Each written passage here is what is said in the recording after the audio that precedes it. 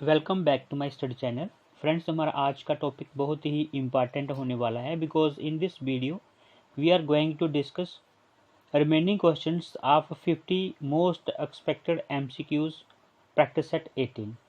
Friends, earlier we have discussed 25 questions of this topic, and today we are going to discuss many questions of this topic. Friends, if you are preparing for JK SSB jobs, then this topic is most important for your preparation. As you know, most of the questions are selected questions. Without wasting time, let's start.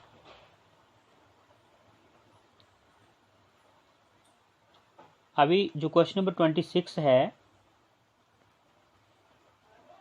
वो है आपका ए source of any wave is. A source of any wave is question बनता है important, और answer है इसका जो वो है आपका क्वेश्चन नंबर 26 का जो आंसर है वो है आपका oscillation. Oscillation is the right answer, option B. A source of any wave is, answer is oscillation. Next question is question number 27. Exchange risk can be managed using internal and external hedging techniques. Techniques are part of day-to-day operations of a company, while dash techniques are specifically undertaken for the purpose of hedging exchange rate. Once again, the question is exchange risk can be managed using internal and external hedging techniques. Dash techniques are part of day-to-day operations of a company, while dash techniques are specifically undertaken for the purpose of hedging exchange rate. Friends, अगर मैं कहूँ तो ये question जो है important बनता है। Here the right answer is, question number 27 का जो राइट आंसर है वो है आपका option B. Option B is the right answer, that is external. तो यहाँ पे क्या लिखेंगे हम, internal and external hedging techniques. तो यहाँ पे आएगा इंटरनल टेक्निक्स, आएगा फर्स्ट वाली जो फिलअप है उसमें आएगा internal techniques are part of day to day operations of a company, while external techniques are specifically undertaken for the purpose of hedging exchange rate. Next question is question number 28. Which of the following statement is correct? अभी अगर ऐसा question कोई भी आता है तो हमें पहले स्टेटमेंट पढ़नी पड़ेगी या फिर उसमें से जो राइट है वो आपको देखना पड़ेगा। सो देखते हैं। A is netting, leading and lagging are internal hedging techniques. Next is netting can be achieved by creating an opposite exposure in the same currency. Leading involves advancing. तो यहाँ पे सी है हमारे पास, वो है a company can lead payment of currency that is likely to appreciate. D है यहाँ पे lagging involves postponing of payment of weak currency. तो ई है यहाँ पे all of the above. Question number 28 and जो आपका राइट आंसर बनता है यहाँ पे वो है आपका option E is the right answer, that is all of the above. Next question is dash is a specific way of exposure netting. It involves a firm buying the raw material in the same currency in which it sells its products. Question बनता है most important, dash is a specific way of exposure netting. It involves a firm buying a raw material in the same currency in which it sells its products. So question बनता है यहाँ पे most important, यहाँ पे जो options हैं वो हैं आपके sourcing, set off, set in, none of the above. Dash is a specific way of exposure netting. It involves a firm buying the raw material in the same currency in which it sells its products. So जो question number 29 है इसका जो right answer बनता है वो है आपका option A. Option A is the right answer, that is sourcing. Sourcing is a specific way of exposure netting. It involves a firm buying the raw material in the same currency in which it sells its products. Next question is external hedging techniques are external hedging techniques are external hedging techniques are अभी यहाँ पे जो options है वो है आपका question बनता है मोस्ट इम्पॉर्टेंट और ए है यहाँ पे future, next is forward, next is options and next is all of the above. Question एक बार फिर देखते हैं, मोस्ट इम्पॉर्टेंट क्वेश्चन है फ्रेंड्स। क्वेश्चन था external hedging techniques are, external hedging techniques are, options are future, forward, options all of the above. Question बनता है most important, external hedging techniques are. Here the right answer is, I hope आपने answer लगा लिया होगा, option D is the right answer, that is all of the above. Next question is which of the following statement is correct. अभी ऐसा question है तो statement सारे के सारे हमें जो है रीड आउट करने पड़ेंगे। A is scalpers are floor traders who perform services of the market makers. Next is contango if future prices is greater than spot price। C है यहाँ पे backwardation if future prices is less than spot price। next is range forward implies simultaneous buying of a call and selling of a put options with identical maturity। और D है E है यहाँ पे all of the above। Question था हमारे पास which of the following statement is correct, question number 31। Here जो right answer है आपका वो क्या है, आपका option E is the right answer, that is all of the above.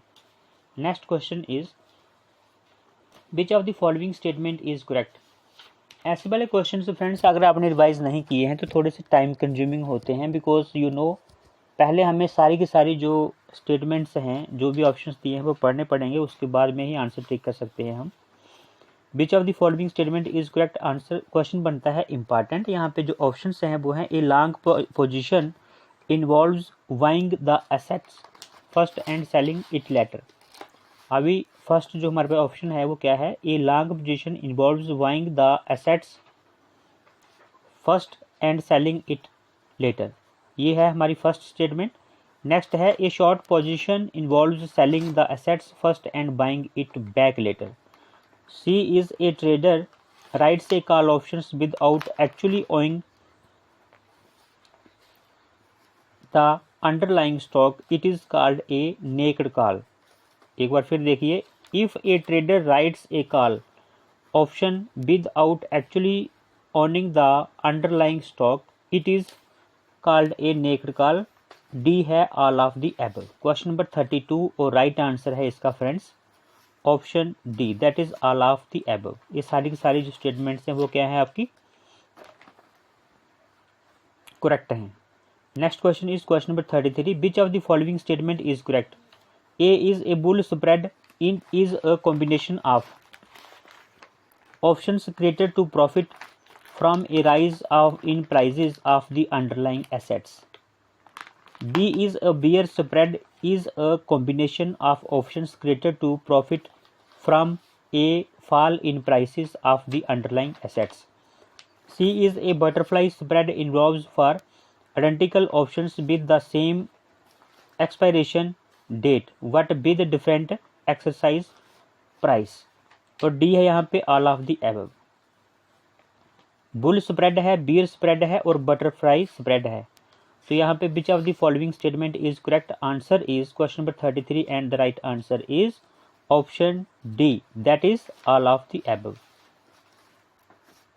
Next question is, बहुत अच्छा क्वेश्चन था ये भी, बुल स्प्रेड, बियर स्प्रेड और बटरफ्लाई स्प्रेड। क्वेश्चन नंबर 34 है N option value is affected by. Question बनता है very important, N option value is affected bye, an option value is affected by options are, यहाँ पे जो options हैं वो क्या है आपका, फर्स्ट है delta A measure of ratio of change of price. Question number 34 options है यहाँ पे। सबसे पहले जो क्वेश्चन है एक बार फिर देख लेते हैं, an option value is affected by, very important question, an option value is affected by, question number 34, options are delta A, देखो यहाँ पे डेल्टा है, थीटा है, उसके बाद में वीगा है और रोहो है। तो यहाँ पे जो राइट आंसर है आपका वो क्या है, आपका क्वेश्चन नंबर 34 का जो राइट आंसर है वो है आपका option E, that is all of the above. So क्या है यहाँ पे, जो डेल्टा से कंसर्निंग है, थीटा से कंसर्निंग है, बीगा से कंसर्निंग है, रोहो से कंसर्निंग है, answer is all of the above, यानी कि सारे के सारे जो है सही हैं। ठीक है, next question is which of the following statement is correct. Question बनता है इंपॉर्टेंट। ए स्टेटमेंट है हमारे पास कि a strangle involves buying a call and put with same expiration date and different exercise price. B है यहाँ पे a covered call is buying, देखो यहाँ पे a covered call is buying the underlying asset and writing a call on the same asset. C है ए stochastic process involves changes over a discrete intervals or continuous intervals of times। so यहाँ पे D है all of the above। so question number 35 का जो right answer है वो है आपका option D, that is all of the above। Next question is, मैंने आपको पहले भी बताया था कि जो ऐसे वाले क्वेश्चंस होते हैं फ्रेंड्स, अगर आपको ऑप्शन का सही जो जजमेंट नहीं हो रहा है तो यू कैन टिक, जैसे बोलते हैं रिस्क वाली बात है, फिर अगर आपको नहीं आ रहा है और आप जो है 50-50 में है तो you can tick all of the above. Next question is question number 36, SDRS is a, बहुत ही अच्छा क्वेश्चन है। SDRS is a, A is paper gold, B is gold, C is bank और डी है यहाँ पे city. SDRS is a, question number 36 और right answer है इसका, आई होप आपने आंसर लगा लिया होगा। SDRS is a, option A is the right answer, that is paper gold. SDRS is a paper gold. Next question is question number 37, ADRS is a, पहला SDRS था, अभी है ADRS can be issued by, ADRS can be issued by A is American company, B is non-American company, C is American bank और D है यहाँ पे all of the above। so ADRS can be issued by, question number 37, यहाँ पे option क्या है, option B is the right answer, that is non-American company। ADRS can be issued by non-American company। Question number 38 is amount spent on increasing the seating capacity in a cinema hall is a, amount spent on increasing the seating capacity is a in a cinema hall is, amount spent on increasing the seating capacity in a cinema hall is, वो क्या होती है आपकी, options are capital expenditure, revenue expenditure, deferred revenue expenditure और none of the above. बहुत ही अच्छा question है। अगर आप सीटिंग कैपेसिटी को इंक्रीज करने के लिए कोई अमाउंट स्पेंड करते हैं तो उसे क्या कहा जाता है। क्वेश्चन नंबर 38, आई होप आपने आंसर लगा लिया होगा। तो उसे क्या कहते हैं, option A is the right answer, that is capital expenditure. Next question is expenditure incurred by publisher for acquiring copyrights is an example of, question बनता है important, expenditure incurred by a publisher for acquiring copyrights is an example of, so this is question number 39। और यहाँ पे जो answer है आपका, options क्या है यहाँ पे, capital expenditure, revenue expenditure. Expenditure incurred by a publisher for acquiring copyrights is an example of, here answer is question number 39 और यहाँ पे जो आंसर है आपका वो है option A, that is capital expenditure। Next question is question number 40। Friends question जो है बहुत अच्छे हैं, आप इनको अच्छे से रिवाइज करिए। क्वेश्चन नंबर 40 है municipal taxes of ₹3,500 are paid in connection with a property which was purchased for ₹1,50,000. Payment of municipal taxes is classified as municipal taxes of ₹3,500 are paid in connection with a property which was purchased for ₹1,50,000. Payment of municipal taxes is classified as। तो यहाँ पे पूछा गया है कि वो capital expenditure है, revenue है, डेफर्ड है, डेफर्ड रेवेन्यू एक्सपेंडिचर है या फिर डेफर्ड कैपिटल एक्सपेंडिचर है। क्वेश्चन नंबर 40 और यहाँ पे आई होप आपने आंसर लगा लिया होगा। फ्रेंड्स जो म्युनिसिपल टैक्सेस दिया है हमने ₹3,500, तो उसको हम क्या कहेंगे? Payment of municipal taxes is classified as. Here right answer is question number 40 और राइट आंसर है इसका option B, that is revenue expenditure है। ये बहुत ही अच्छा क्वेश्चन है friends. Question number 41 is loss caused by theft of cash by cashier during business hours is a loss caused by theft of cash by cashier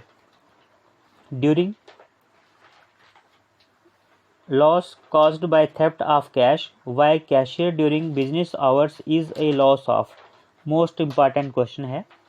A is revenue nature, B is capital nature, C is deferred revenue nature and D is none of the above। तो question number 41 है, यहाँ पे आप बताइए क्या answer हो सकता है। Here the right answer is, question number 41 का जो राइट आंसर है दैट इज ऑप्शन ए। जो कैशियर है अगर वो अपने वर्किंग आवर्स के अंदर कैश जो है कोई भी अगर मान लो थेफ्ट हो जाता है, चोरी हो जाता है, तो उसे रेवेन्यू नेचर माना जाएगा। ठीक है, ये है इसका मीनिंग कि loss caused by theft of cash by cashier during business hours is a loss of, answer is revenue nature. So option A is the right answer. बहुत ही अच्छा क्वेश्चन है। Next question is question 42। Cartage paid on the purchase of a new machine is debited to. Cartage paid on the purchase of a new machine is debited to. यहाँ पे जो options हैं, a is cartage account, B is profit and loss account, C is machine account, D is capital account. Cartage paid on the purchase of a new machine is debited to. Here the right answer is, question number जो 42 है इसका answer guess कीजिए। Cartage paid on the purchase of a new machine is debited to. Here answer is, question number 42 का जो answer है, आई hope आपने answer लगा लिया होगा। Option C is the right answer, that is machine account.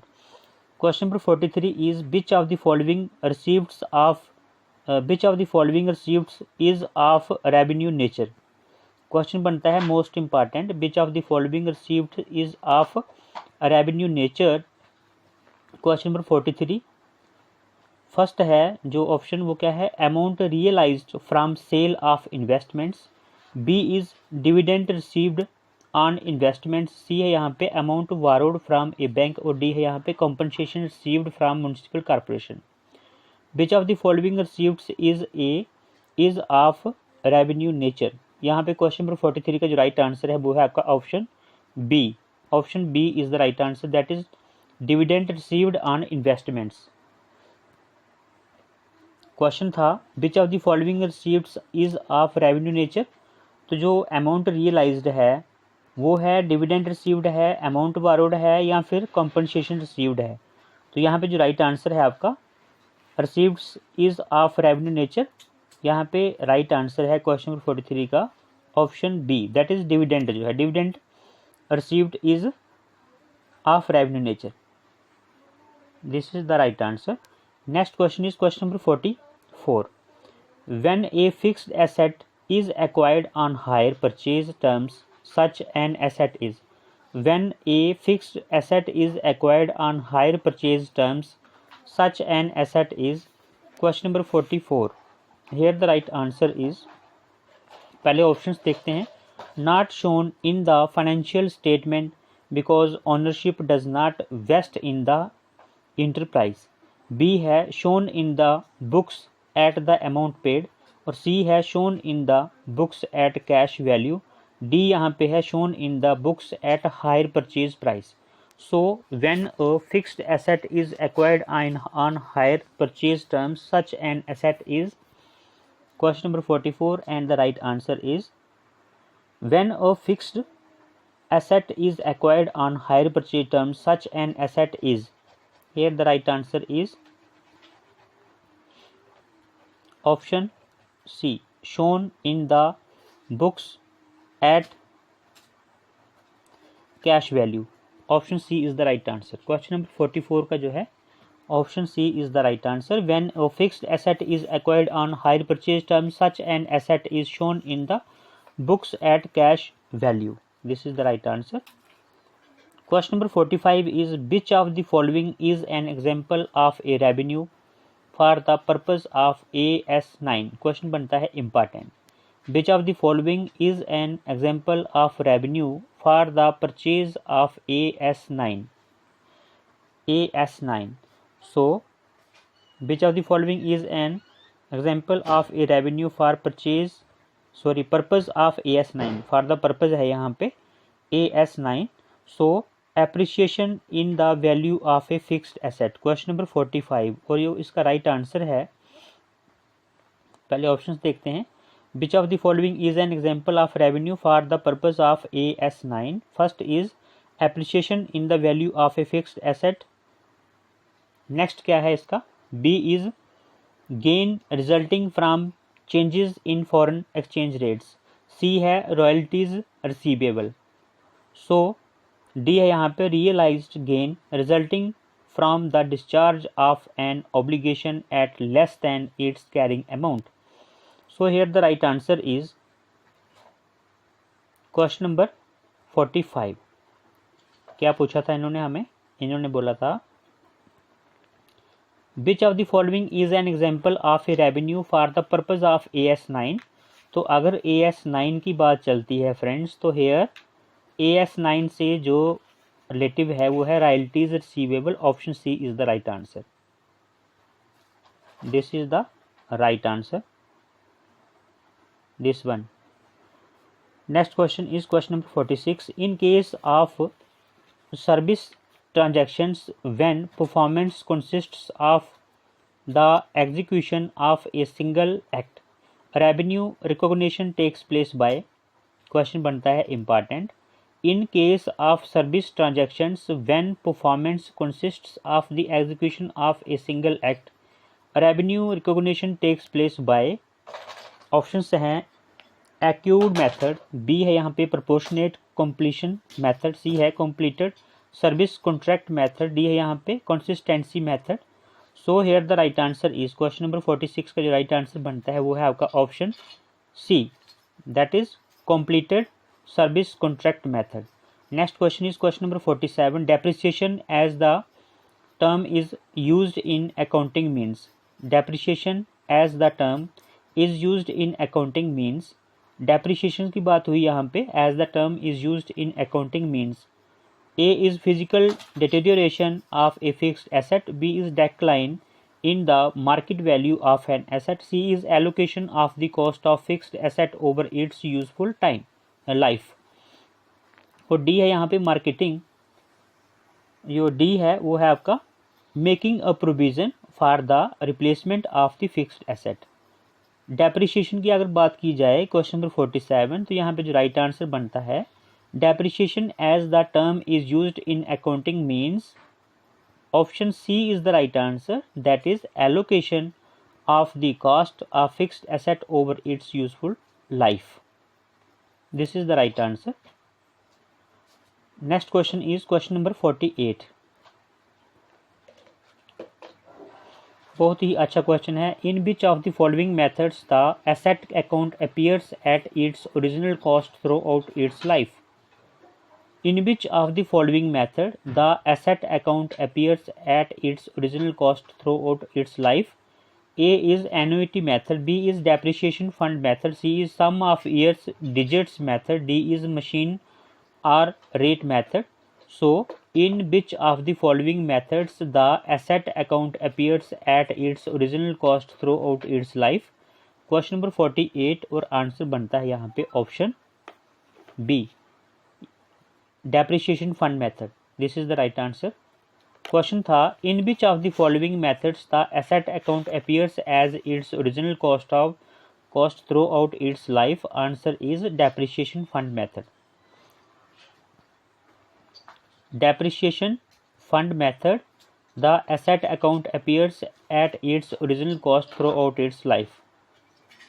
Next question is question number 49. The amount of depreciation provided in the sinking fund method when compared to annuity method is? The amount of depreciation provided in the sinking fund. The amount of depreciation provided in the sinking fund method when compared to annuity method is: A is higher, B is lower, C is equal, D is unpredictable. The amount of depreciation provided in the sinking fund method when compared to annuity method is? Question number 49. Here the right answer is. I hope आपने answer जो है वो टिक कर लिया होगा। The amount of depreciation provided in the sinking fund method when compared to annuity method is? Here the right answer is option B, that is lower. Next question is question number 50, that is last question of today's session. In which method of calculating depreciation interest on the cost of the asset is taken into account? In which method of calculating depreciation interest on the cost of asset is taken into account? Options are annuity method, fixed installment, insurance policy, sinking fund. Question again जो बोलता हूँ एक बार, in which method of calculating depreciation interest on the cost of the asset is taken into account? Here I hope आपने answer लगा लिया होगा। The right answer is option A, that is annuity method. Question था in which method of calculating depreciation interest on the cost of the asset is taken into account? Here the right answer is option A, annuity method.